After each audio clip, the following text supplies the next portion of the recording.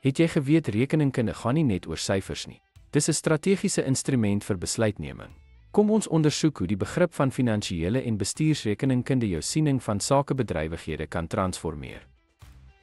Finansiële rekeningkunde is hoofsaaklik gemoeid met die verskaffing van verslae aan eksterne partye soos beleggers, krediteure en regulerende liggame. Dit voldoen aan gestandaardiseerde verslagtoeningsformate, insluitend die balansstaat, inkomstestaat en kontantvloeistaat. In teenstelling hiermee lewer bestuursrekeningkunde diepgaande finansiële en nie-finansiële data vir interne gebruik deur bestuur. Die fokus is op die ondersteuning van interne aktiwiteite soos beplanning, beheer en besluitneming. Finansiële rekeningkunde moet gevestigde riglyne soos algemeen aanvaarde rekeningkundige beginsels, GAAP, of internasionale finansiële verslagtoeningsstandaarde, IFRS, volg. Bestuursrekeningkunde is egter meer aanpasbaar en aangepas om aan die unieke behoeftes van bestuur te voldoen, sonder om deur eksterne regulasies gebonde te wees.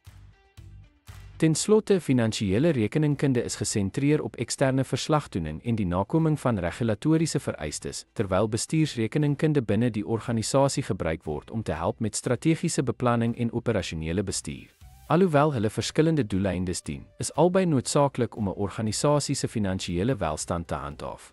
Dankie dat u by ons aangesluit het.